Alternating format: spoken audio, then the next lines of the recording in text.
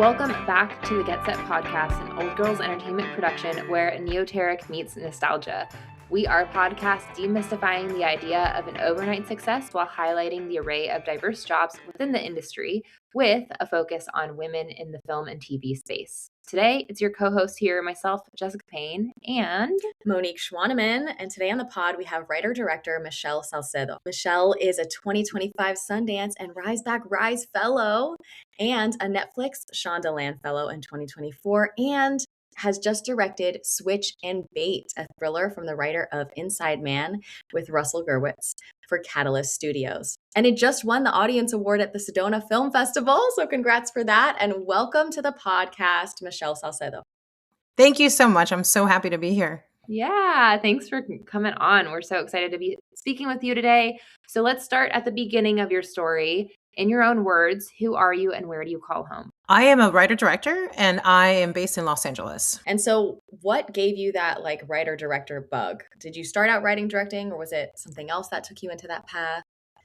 So I was pre-med at Columbia University and I fell out of love with science and organic chemistry and fell in love with filmmaking. I studied abroad in Spain and took this train. I was kind of lost. I was trying to find myself, the stereotypical thing that you do when you study abroad. And I was on a train ride to Paris for the first time. And there was a train car full of grown men crying. And I was like, what is going on with these guys? And they told me Kieslowski had just died. And I was like, who's Kieslowski? And Krzysztof Kieslowski became my biggest inspiration to become a filmmaker. And I started watching his films and I was blown away. And I was like, who as an artist can make these grown men cry in a train car just because he passed away and they don't know him and they were crying as if they had lost a family member? And having that impact on someone really blew me away. And I was like, this is what I want to do. This is what I want to do with my life, is to be able to move people with stories. And I wanted to become a storyteller.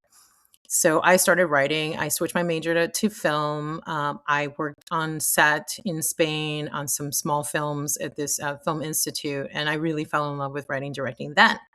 Now, fast forward to many, many years later, I had to pay the bills and I couldn't sustain myself as a working artist. So the journey was very complicated. I decided to go to the Cannes Film Festival instead of going to my graduation.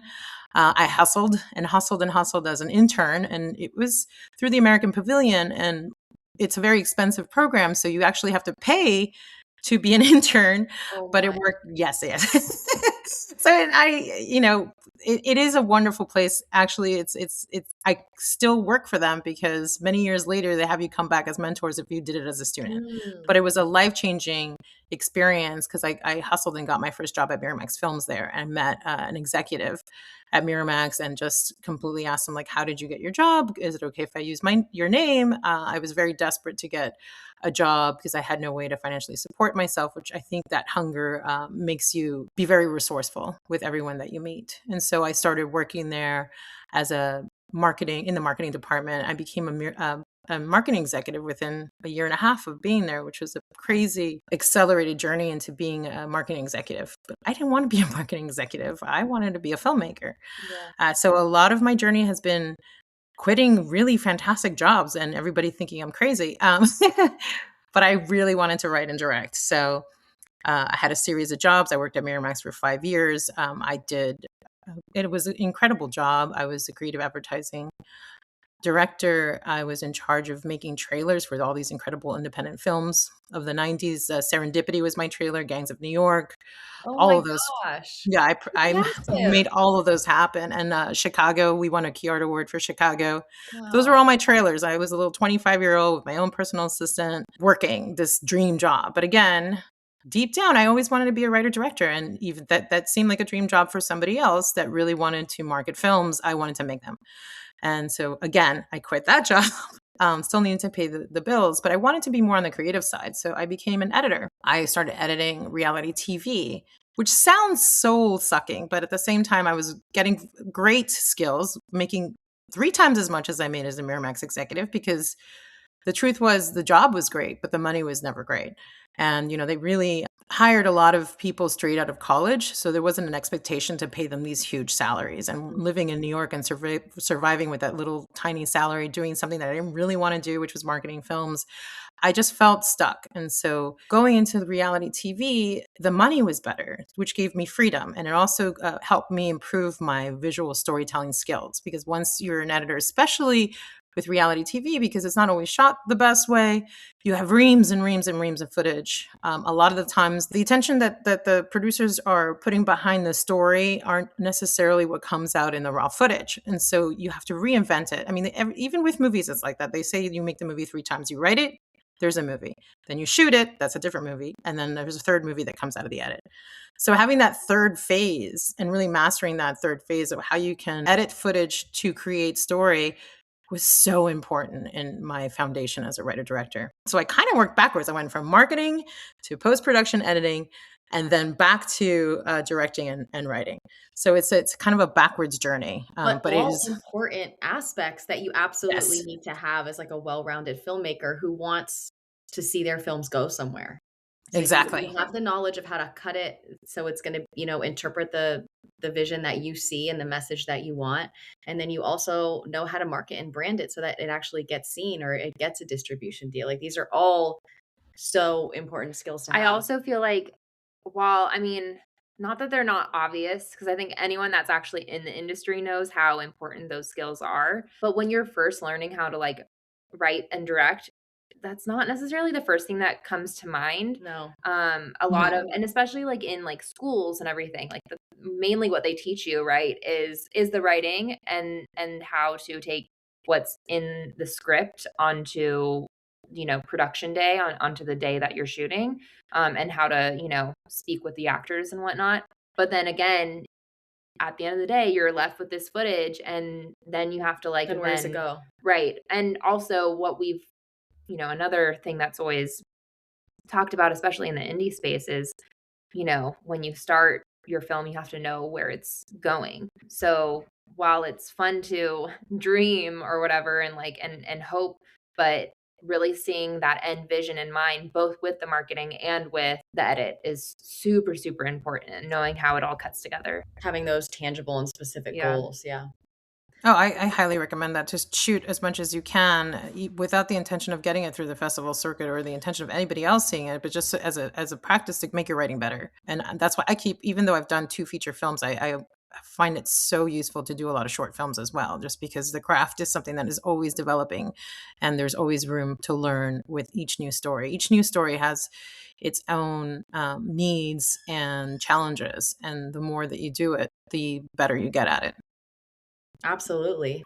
Can you take us through the journey of getting into the incredible fellowships that you've gone into these Sure. years? I Yeah. mean, oh my I God. mean, so many years of rejection. So, I mean, it's kind of almost comical because Sundance I've been trying to get into since I hate to date myself, but I'm going to because I think it's important not to hide how long this actually takes. Mhm. So back in 1997, when I graduated from college with an undergrad in film, like I mentioned, I needed a job, but I was also trying to write and direct. And I had written something in college that I had developed the first act. And, you apply to Sundance, never thinking you're going to get in. And they tell you, make sure you have a script, not just the 10 pages for the application requires, because if you get in, you're going to have 2 weeks to do it. And lo and behold, I did that. And I got in the first round the first time I tried. But I did only have 2 weeks to write the script that I hadn't written. And so the final version wasn't good enough to get into the final round.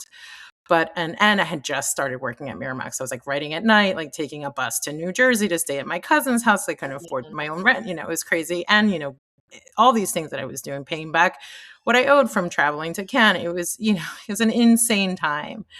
But the joke is that I made the round, and back then they actually would call you on the phone. I had given them my mom's phone number, and Sundance called. And then my mom, being Latina, she had no idea what Sundance was. And she just heard some dance company. And she was like, Michi, some dance company called you. I didn't know you were still dancing. And I was like, wait, Mom, did Sundance call? Yes. So it was really cute. So like fast forward to like over 20 years later, when I actually got into the Sundance Institute with the help of all with a short film, Piel Canela with Cinnamon Skin. It was incredible to tell that story again and just say, all these years later, I'm actually now at Sundance.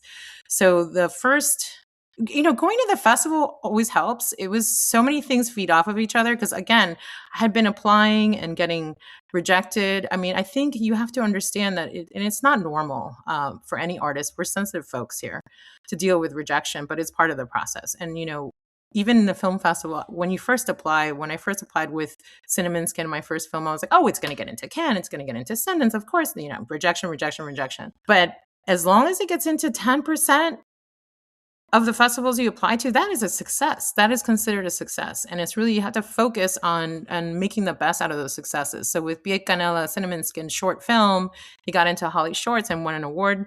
It ended up winning 8 jury awards in its festival run. So that's incredible. That's one of the highly sought. It's the jury award and the audience award, to my understanding. Oh, absolutely. So it won, and Holly Shorts Academy qualifying. It didn't win an Oscar, but it did really well. And so Cinnamon Skin really opened a lot of doors, the short.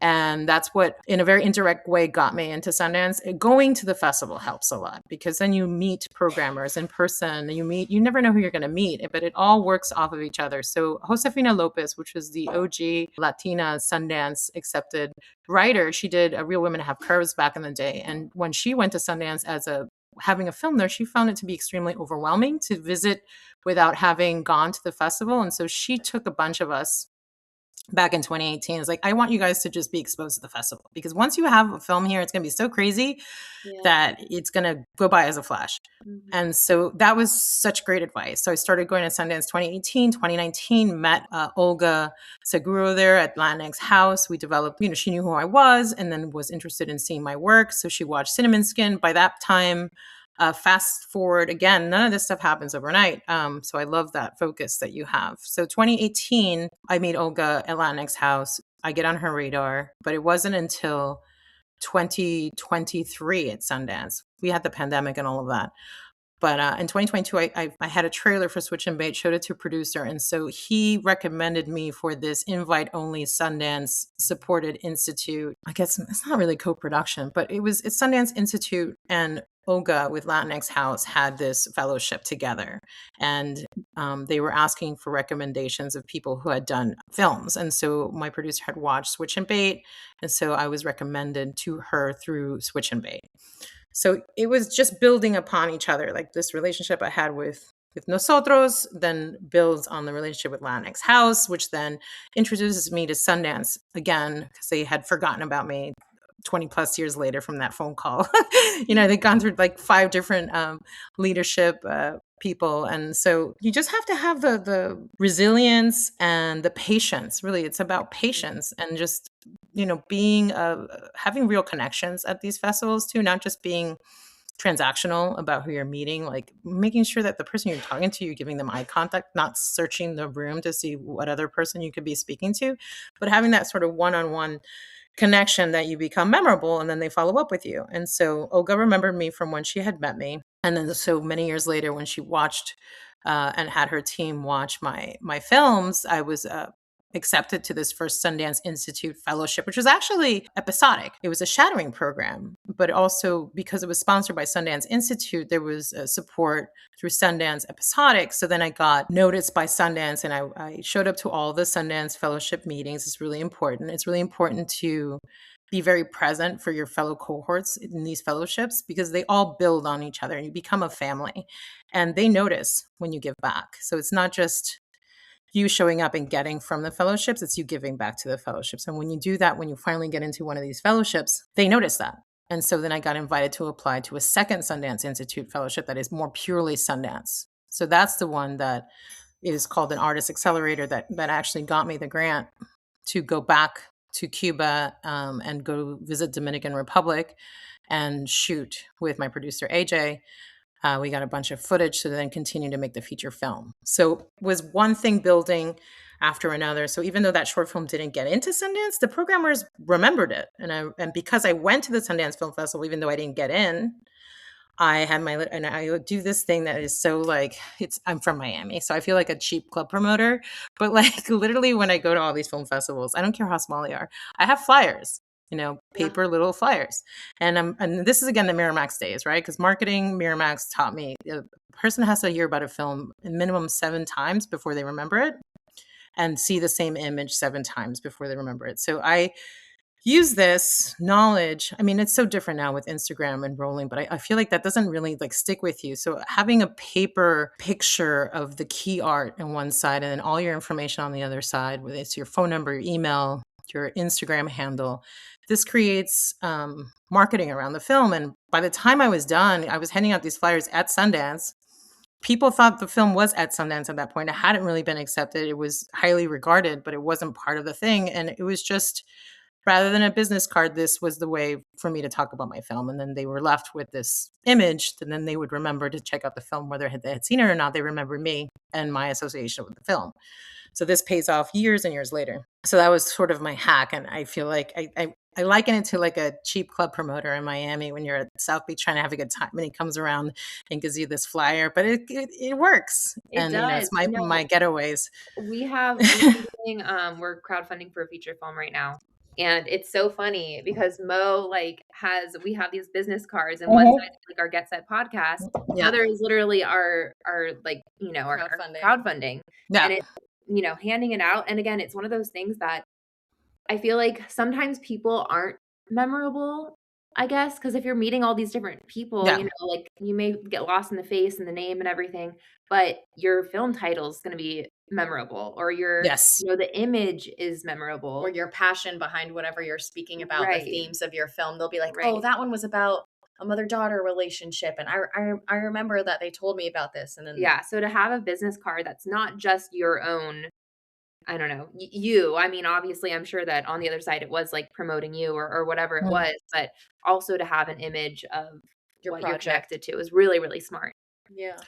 It really paid off. So that's sort of the long-winded answer of how I got into Sundance, but it was really a combination of going to the festival, having meaningful conversations with programmers and with people that are in charge of all these cultural houses, having the work to then follow up with a link of the short film. I think it's super important to remember to follow up and to not take the first time that you get ghosted by someone personally, because people get bombarded by, especially right after you get back from Sundance, by so many. And again, just think of that 10% success rate, because that's what you should be expecting back. One reply for every 10 emails you send. I mean, it really does take a lot of work, and it's exhausting, but again, resilience pays off. And as long as you can survive, it's just such a long-term game.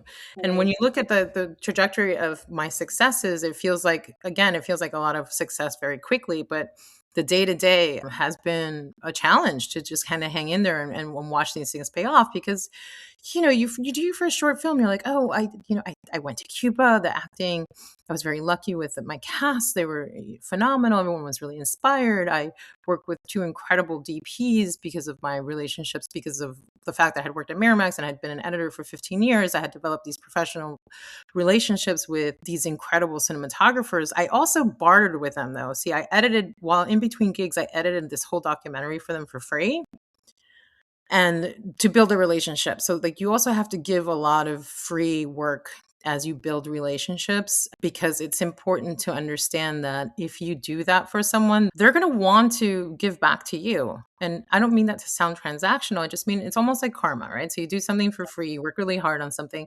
And then I said, look, I'm going to Cuba. I finally saved some money to actually self-finance my first short film. Do you want to come? Not just one, but both of them jumped on board. And we're like, absolutely. And we're not going to charge you anything. And this guy is like a professor at AFI, Emmy award-winning DP. The other guy was the Steadicam operator for Tarantino and David Lynch. Dan Neese, who's an incredible human being who really lifted me up to make my first film and made me feel confident enough to become a director, to say I was a director.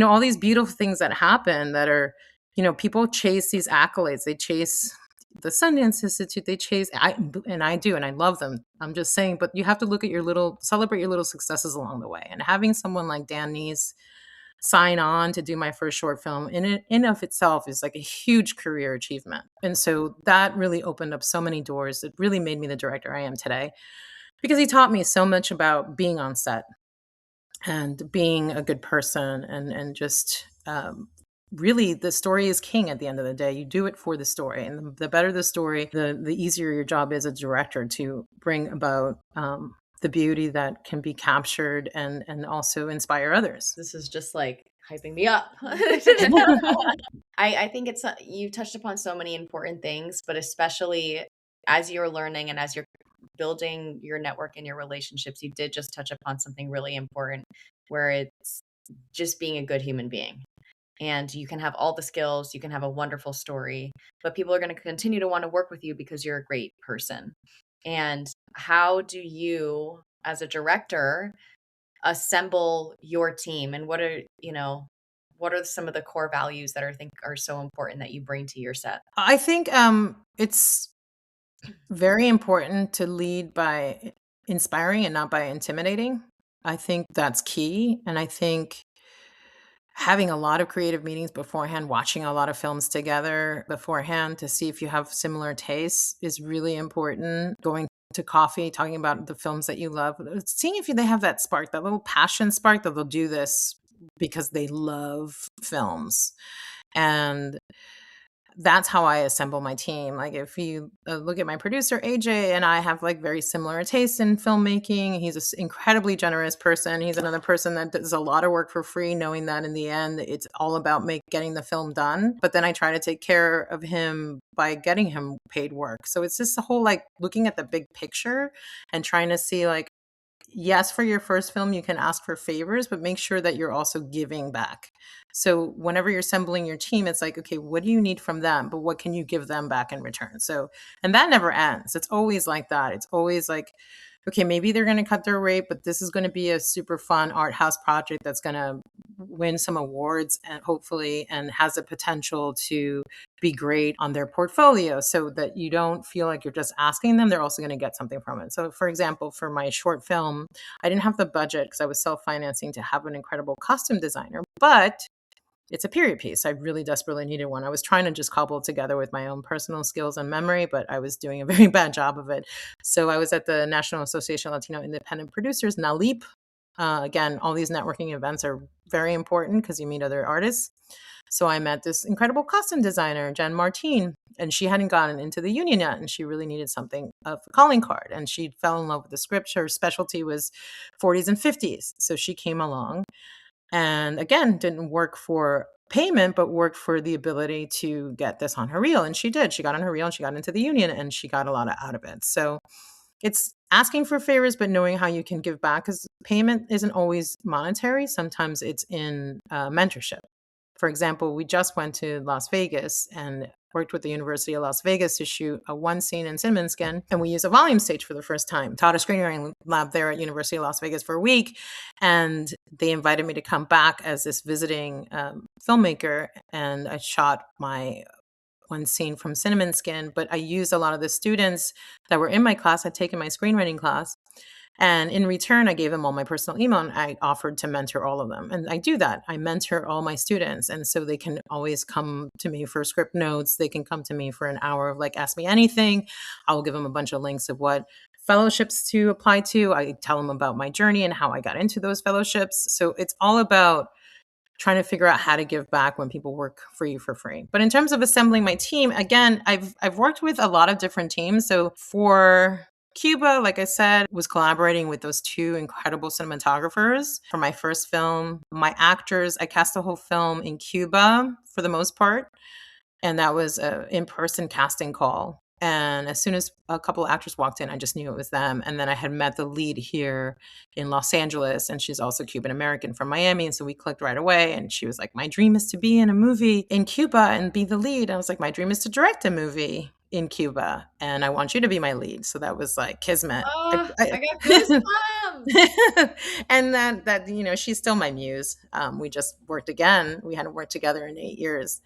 And she's an incredibly talented actress. And now she's also a writer-director. But it was such a pleasure to reignite Cinnamon Skin and to shoot more footage with her. So yeah, it's a combination. I don't know. I'm a little bit like woo-woo. Like I just believe like in cosmic energy and things, people being in the right place at the right time. So that's how I assemble my team is that little spark. You know it. And I always say like my goal is to have everyone dreaming the same dream. And I Mm. mean that like literally like the dream of filmmaking, but also the dream of the story. So it is a dream until that's in your head that you've created from the writing. And then other people when they read what you wrote, they start daydreaming about the images that come to mind. So my goal is for all of us to have the same dream. So how I can express my vision, but also use like their what they have to bring, like their inspiration, their beauty. Again, I like to lead by inspiration and not intimidation. So that's super important to me, is to just have that, to not forget that this is the most fun job in the world. And there's a reason why everybody wants to do it. It's a reason why it's so competitive. There's a reason why there's, what is it, 14, 17,000. It's ridiculous amount of films like that apply to Sundance every year. I'm like, how are all these people making these films? But like, that is amazing. Those are amazing statistics. So it is the lottery, though, at the end of the day, getting into all these fellowships. There's so many more qualified people globally than there are spots. So it's important not to take any of it personally. And it's important to continue to meet people, because at a certain point, it's a numbers game and the things will just all click and come together when they need to. I love that. And yeah, I'm a little woo woo too. I like to believe in all that stuff. Something that, that gets me through. And I've said this on the podcast before, is that, that dream role, it could be being written by someone right now that like they're gonna cast me in or something. Well, I mean, Jessica already wrote Sure. it. It's the feature we have. But after that, like the series regular television show Yeah. that I want to be on is maybe it's being written at the moment or something like that. And so as an actor, and just for any of the actors in the audience, can you speak to that moment a little bit where you just know the person it is when they walk into the room, like you said? Because I feel like Yeah. it's not, 10 people could do a fabulous job. Could have Mhm. 20 people. They could have read the script with your vision and understood the tone and understood the project. But it's that essence, like you said, Mhm. that spark. What Yeah, is, I think it was what you're saying, understanding the tone. I think really reading the text and understanding the subtext behind it, I think is important. I think getting caught up in the way you deliver something or the way that you look can maybe distract you from the story. So I think for me, it's always getting the character and having similarities or a way in. And some of this stuff is really woo woo and very bizarre. Like, I had no idea. My lead, I cast her in my film, and I have no explanation for this. I don't know how it happens, but this is happening to me all the time. So basically, this movie is an interracial love story. I cast Mimi. We were already shooting the film, and then she tells me, my first boyfriend was Black, and it was controversial in my community. And I was like, I had no idea, but it was exactly the same character. But I knew she would be the person to play it, and so it's a strange thing. And then there's another film, the other film that I did with a friend of mine, and the subject matter is a husband dies of a heroin overdose, and she's like, well. And I had already cast her in it, and we were going through it, and she told me that one of her friends had died of a heroin overdose. I had no idea. It's a very bizarre coincidence, and I think the takeaway for the actor is to try to connect to the story in a very personal way. Whatever the coincidence is, whatever the in is, to that make it authentically you. So you come in with a version of you that you're basically playing, and this sounds so strange, but it is playing yourself, but embodied in this new character that this person has come up with. Right, because also all of those experiences that, those actors had, obviously, like, it allowed them to understand the subtext that much Yes, more. And so 100%. that's the thing that you're, like, looking for, is who's gonna bring those details in that aren't Mhm. necessarily on the page. Yeah. So it's a mutual attraction. It's a mutual, like, yeah, I think you might go on a lot of readings where you didn't really connect with the material, but you think, okay, maybe I can eh, but you just know there's a click there. It's like an access to, like, okay, this is a dream role for me. Like, this is exactly what I've wanted to play. And that comes across when you enter the room because you embody it. And that's the only way I can describe. I don't know how to get there because I've never been an actor. I'm in awe of actors, and I find them to be magical beings. And so I try to protect them and inspire them. And it's a delicate balance because sometimes you get into this comfortable space and to grow as an actor and to take risks sometimes can be really scary, because you don't know if that like take that was way over the top is the one that's going to end up being used, and then you look like you're overacting. But you have to like get out of your comfort zone to really push yourself, and you have to trust that your director is not going to use the bad take. Your director is going to use the good best take, and that is a relationship that you build over time. And then once you show the final product to them and they're happy with the performance, they understand that there's a whole leeway too. That's the other thing that I do. I usually give notes, and I hate self tapes now because you don't have the ability to have that personal connection as much. So I do like to give notes in person. I mean, you can do that with callbacks, I guess. But I like to have the human interaction to see how the note is interpreted, to see what our chemistry is as director actor, because there's so much of it has to do with trust and vulnerability and how raw you allow yourself to be in front of this person, that you have to trust it's not going to take your worst self and put it out on a giant screen. They're going to take your best self and they're going to put your best work out there for everybody to see. So yeah, I think it's for me, the short answer is when they embody the character that I've written for them. And it doesn't have to be like physically what they look like, but it's a sense of this character that I've written, and the subtext and all their richness, their backstory, the more work that they've done to embody who this character is, not just what the text is written, but they always say the lies are in the dialogue and the truth is in the visuals. So like knowing that and coming in with that and having that nuance with the body language, with not indicating, but being that, and then delivering the lines from there. That's how I know. Let's switch it up a bit. To switch and bait. Can you tell us about Switch and Bait, how the inception to this project and where you are now? Yes, Switch and Bait is such a journey. Oh my gosh, it was incredible. So talk about a detour I didn't envision, right? I just thought my art house, Cinnamon Skin, I'll get into Sundance. I'll be an art house filmmaker, make my next Cuban film, and then this story and that story that's based all on personal stuff. And then Switch and Bait lands on my lap. I'm like, whoa, okay, this is unexpected. So what happened was a producer had seen Cinnamon Skin from Catalyst on the big screen. I had this incredible screening at the Lindon. Again, these little film festivals that you never think, like everyone chases the big ones, but the reality is those little ones are the ones that change your life. So Nalip was doing a showcase screening. It wasn't even their official selection. It was just this like little showcase of a few short films, and I was chosen, and it was an incredible screen. And so we invited him to come to see it on the big screen, and he fell in love with the film. And he's like, you're ready to shoot features. Like, this just shows so much production value. Again, this is my Miramax days, thinking of the marketing. I'm always all about shooting outside, make sure that it's just beautiful. I'm also, location is character in a lot of my stories, because it's important to really, for me at least, to be transported to a different place. So here this producer watches my short film, decides I have what it takes to be a feature director, and he wants to make the feature version of Cinnamon Skin. I had this meeting with him that was incredible. Wind in my hair, February 2020. What could go wrong? We're going to be shooting this by November. What could go wrong? Like literally, there was like wind in my hair. I was like, I've made it. I checked all the boxes.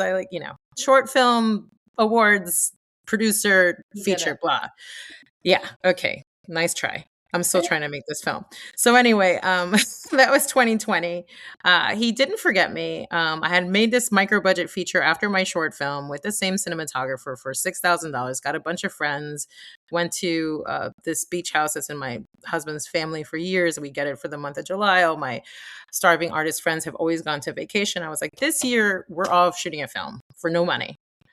Again, I promise you a premiere in New York, in Los Angeles, and I will fly you there, the lead, but I can't pay you. And, it was, again, but I think it's important to sort of set up the expectations of and deliver on what your promises are to get people to not mind working for free once. I'm a big believer in only asking once. And again, it's important to understand that it's not necessarily for free. It's more of a barter system, right? So she had never been cast in the lead, and she's incredible. She'd been in a Hartley movie. Her name's Christine Holt. She's an incredible actress, and this was her opportunity to be the lead in this film. So I made this micro budget feature, but because Big Canela was affected, Cinnamon Skin short was affected by the pandemic and its festival run, I withheld my micro budget feature until after the pandemic because I wanted to wait until we were back in person to give them their promise of having this LA premiere. So I waited till 2021 to release that, but that was great because then it just looked like my slate that I was continuing to make films, even though in reality I wasn't. So based on the fact that I had been so scrappy, the pandemic was over, he did not have the money no longer to finance Cinnamon Skin, my art house, but they did have this opportunity to do 6 genre films. This was a vision of Holly Laval, who's the CEO of Catalyst. She had this vision that she would make 6 films, all genre, all directed and produced by women. And she wanted female leads. So when the script that I thought was wonderful from Russell Gurwitz landed on my lap, the lead was a male in his 40s. And I said, this is not really in line with what Holly Laval's vision is. So I asked, could I change the gender of the lead to female as you had recommended? This is the whole vision of this initiative. And she said, absolutely. And then I took it a step further and I made her a Latina woman. And so I cast Otmana Maredo, which I think she's so freaking talented. She was in this indie film called Clementine, and she was wonderful in that. That premiered in Tribeca. She was also in this great Crackle series called Startup, where she plays this badass Stanford hacker. It's a Bitcoin startup operation. And I just thought she was such a badass. She's played a cop before. And I pitched her as being the lead, and they accepted, which was fantastic. And I think she did a great job. But the whole movie changed completely because instead of having a jaded 40-something-year-old white cop, now this is a hot shot Latina in her 30s. But I said, the script had a lot of misogyny against this sex worker. Let's keep that because I think that's super interesting to have women being judgmental of each other. And so the movie became more of a Thelma and Louise take. It was them kind of fighting each other, and then they kind of come together a little. It's not a spoiler. They their friendship develops over the course of the film, and so I found that to be super interesting to explore 2 very different women on this cop journey as they kick ass and they fight a bunch of bad guys, crooked FBI agents, gangster. It's a super fun film. And then the kicker was I took the job and I was like, sure, I'll do this. I pitched it. They're like, oh, by the way, because they were going to shoot some of the films in Colombia and others in Serbia. And I was like, clearly I'm going to be sent to Colombia since I'm Latina and speak Spanish. I'm like, no, you're going to Serbia. And I was like, wait, this is embarrassing, but I had to look up where Serbia was. I didn't even know when I had taken the job. I was like, wait, is that where Yugoslavia used to be? And I was like, well, okay, I remember Yugoslavia. So anyway, then I had to be the stupid American and be like, okay, yeah, that's right. Okay, got it. Yes, I'll go there. But I fell in love with Serbia and know so much more about the culture now, having shot a film there for 3 months. But it was an incredible experience. I was the lone non-Serbian on my crew. Everyone was from Serbia, and they all had done dozens of films together. So here we are, the Americans coming in, and all women. So that was quite the experience because everyone in the crew was male except for the traditionally female roles of makeup and costumes, which is so infuriating when you see that and you walk on that set. But they were lovely. I mean, they really it wasn't perfect. It was definitely the first week was a lot of just battling egos. It was really interesting because the prep process, again, you say how I choose my team. So again, inspiration. I asked them, what films do you love? So I had a few choices, not a ton. I had to use all Serbian crew. So a few people to interview for each head of department. And again, you just see that glimmer in their eyes. Did you like the movie Drive? Did you like Sicario? Those were my 2 comps for the movie. Yes. And then you just see the glimmer in their eye and they're like, oh my God, I love, Yeah. And so I base it on that first. It's the same kind of movies, the same taste. And I look at the reel and I see a lot in the reel. Being a photographer and being an editor, I can sort of see the tricks and know okay, this is their tendencies. And I have a good sense of kind of analyzing a lot based on experience. And so my cinematographer, Ivan Kostic, he was incredible. He had done this indie film for nothing that was just shot so excitingly, and action is difficult. And so very lucky to get my first choice. And the 2 of us were just 2 peas in a pod. We're doing all this prep work for Switch and Bait. So we shot in 29 days. It had 35 locations, everything pretty much on location. 2 car chases, one in the rain at night. The other one ends in a car crash with the car flying off a bridge into a river. I blew up a gas station. All of this from only thing I had done before is an art house film for $20,000 in Cuba and a micro budget with my friends.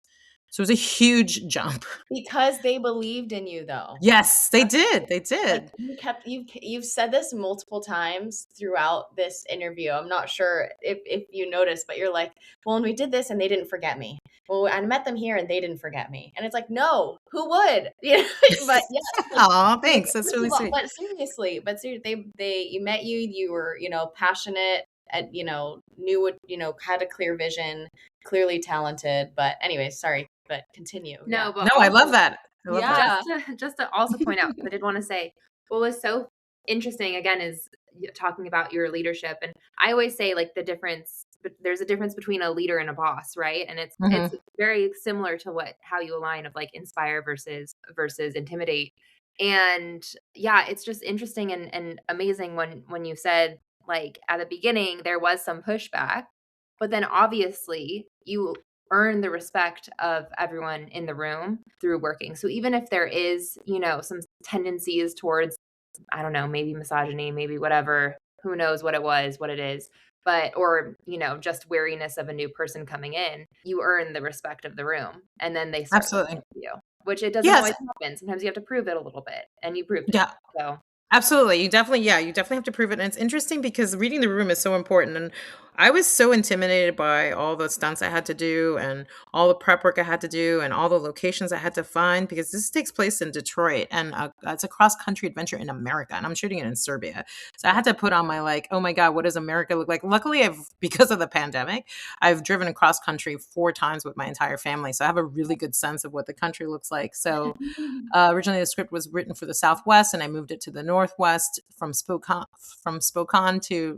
Spokane, Washington to Detroit. It's because I thought that was much more achievable in Serbia rather than Arizona and all those very distinctive states. I also didn't want it to look like Thelma and Louise too much. There's a couple of homages there that are direct homages to Thelma and Louise.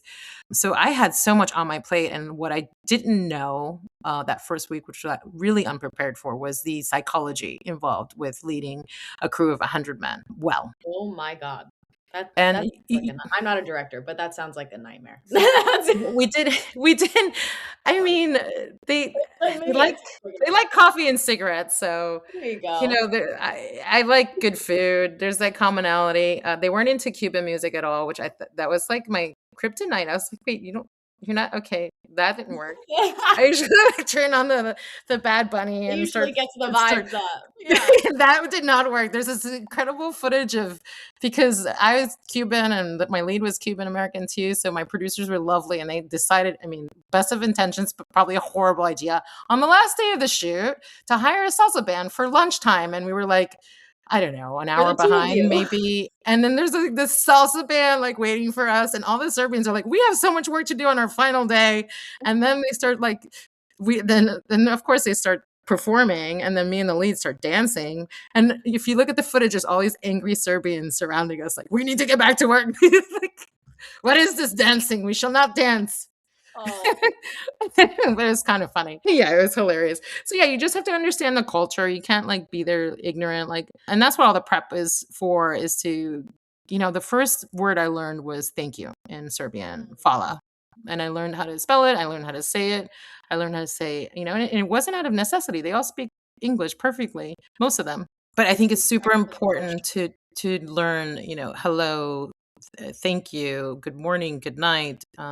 Those you have to come in set and say that to everyone, just so that you understand that you're equalizing yourself to them. You're not trying to do this place of authority. I don't like the whole like get the director to get crafty first. I like to get in line with everybody. I think it's super important to have a set that doesn't feel like a hierarchy, that it feels like a team. Again, getting everybody to dream the same dream.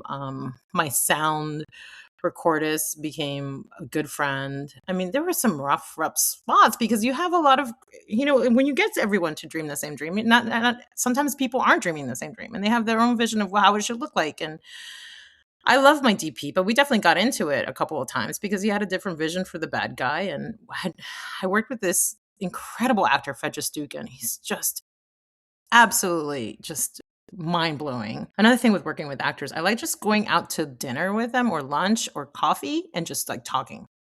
Like for me, that's more important almost than rehearsing. It's just getting to know like how they like to work. That's the first thing I ask my actors. Like, how do you like to work? And I talked to Fedja, and he's like a man of very few words. He's incredible. He's like in this area of war. Like he's just been through it all. He's in recovery. I mean, he's just lived a life. We're like exactly the same age. And, you know, those days when I was in backpacking through Europe, he was in this area for war. So, you know, I have so much respect for him as a human being. And just like getting to know your actors to see, you know, the vulnerabilities and to respect that so that you create a comfortable space for them to be at their best. And he was like, I don't like a ton of notes while I'm performing. I like to figure out what you want before we do that. So we were all about script breakdown. We were all about analyzing the script, simplifying it for him because his English is great, but not, some words are more difficult. So I rewrote the script to make it just easier for him to be able to perform and not have to worry about tripping up over some English words that were difficult for him. So just having this like care to just make sure that they have all the tools they need to then deliver the best performance possible on set. So yeah, going back to that day, it was like my day 4 because I had loaded up all my stunts in the beginning because our budget was low and we couldn't afford a stunt coordinator for the run. So we started off with all these really hard stunts. And I think it was like day 4 of me shooting where I had to pull off this incredibly elaborate gun battle with Detroit police and FBI agents. Mind you, none of these background people are American. They don't even speak. Some of them, the background actors didn't even speak a lot of English. It was so I couldn't have them on camera saying it was just such a challenge. Anyway, long story. It was lunchtime and my DB comes up to me and I'm like, how do you think it's going today? He's like, I think today is an absolute disaster, if you want my opinion. I was like, what the fuck? Like this is where I'm gonna curse. I was like, what? Yeah. I think it's going great. I mean, you know, whatever. It's and I was like, he took me aback, and I was like, what? He's like, well, your actor is wearing the wrong outfit. Didn't we tell he was gonna be this refined gentleman where he's coming in? I'm like, well, it's Fejestukin now. He's like almost 7 feet tall and all muscle. Like, why am I going to hide him behind a refined suit? Like, I need him in a tank top to be terrifying to this tiny Latina cop that's supposed to take him on. Like, it's not David and Goliath. Things change, you know? Yeah. And so, you know, we respectfully disagreed, but I was kind of thrown off. I'm like, an absolute disaster. That's harsh. Anyway, we finish the scene. He's incredible. Mind you, DP he has no cans. He can't hear the performance. I mean, he's just looking at visuals. He's also pissed off because the actor and I changed the shot list because that's the whole thing. Like sometimes you got to choose your battles. And this is one of the things that I learned so much on Switch and Bait, but like he and I decided that the conversation was going to happen on 2 chairs face to face, as opposed to like we were originally going to dodge like different bits, and because it all happened in real factory. So we were gonna like dodge different elements of this truck factory, and that didn't work out. I'm like, this is better. This is a really heavy dialogue, intense, really well written scene. Let's just do it face to face, 2 chairs, Latina cop versus Goliath. And so we decided to create a 360 track around the actors. So it was a completely different shot list that I changed on my DP the day before, but I have to be open for what's going to work best for the scene. And it wasn't just me kowtowing to the actor, but we came up with it together. We're like, you know, this is better. We did the blocking in the factory together, me and him, and we had to change everything. So it's important to be super prepared, but it's also important to be flexible. And so you're going to piss off the DP who had a vision and who had pre-lit it. So of course I understand where he's coming from. But anyway, at the end of the day, I was a little hurt by his whole notion that the day had been a complete disaster. So I go up to my sound recordist and I said, I was just there with my headset, and he takes off his headset and he's like, Michelle, that was fucking incredible. Because he could hear the performance. And then I try not to cry on set, but there's 2 huge tears came out of the side of my eyes because the moment is like validation. Yeah. Holy shit, I did the right thing. And it's like, it's really hard not to choose to want to be liked by that DP at that moment. Cause like we were friends, and I'm like, and again, we were building this movie together, like dreaming the same dream, image to image. We were almost always on the same page. And on this one day we weren't, and I could not let that derail me. I could not let my necessity for this collaborator and his opinion of how well I'm doing to derail me to know that like I have to trust my instincts above my neediness to be liked by people. I need to trust that my instinct the performance is not good enough yet. I need to push my actor. I could be friends with them and this might be prickly, but I need to be honest with them and say, like, I know you have more to give me. I know you have more, and we're friends, and you're being comfortable, and it's going to be uncomfortable, and we're going to get to greatness by being uncomfortable for a bit. You have to trust that I'm not going to use your bad takes. So yeah, it was the learning journey in psychology. The stunts ended up being just so much more fun. Not that they weren't difficult, but you have a team to help you with the stunts. I had an incredible stunt coordinator, Keith Splinter Davis, a total ally. One of these guys, he's worked on 140 films. He worked on Black Panther. He's freaking amazing. Had worked in Poland before, so he like kind of knew this like Eastern European culture and working on set there, which is very different than just being like a tourist. It's a whole skill set. Like I'm dying to go back to Serbia just to work there again, just because I feel like I get the vibe now and I love them and I think they're artists. So with my stunt coordinator and he would be like, look, if you're ever confused, this is another big lesson, because I'm very honest, I'm very real.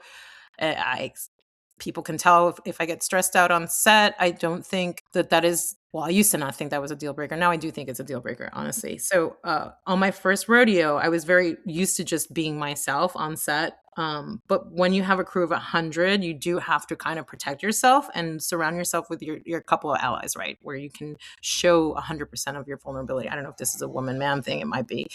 But I learned that from Keith. He's like, look, if you're ever confused or don't know exactly what the answer is, just take me aside and ask me. Or like, or maybe if you need a second, just say, I'll get back to you in a minute, rather than like just spell your thoughts to everyone. Because as a director, you need to be a leader and always know what the answer is, or give an answer, make the decision quickly. And I've always been very decisive. So I learned that too, because the first time I did stunts, I felt the ping pong, to be honest, between my stunt coordinator and my DP again, because we had done all the shot lists with my DP, and then he didn't like this Hollywood outsider stunt coordinator come in and kind of change the shots again. He was a little inflexible with what our plan was, and I get it. So again, doing that dance, it's a lot easier when your crew is of 7, you understand the psychology, but once you are projecting to a crew of 100, your vulnerability needs to be in your inner circle. You know, you can take your producer aside, say, this is what I need.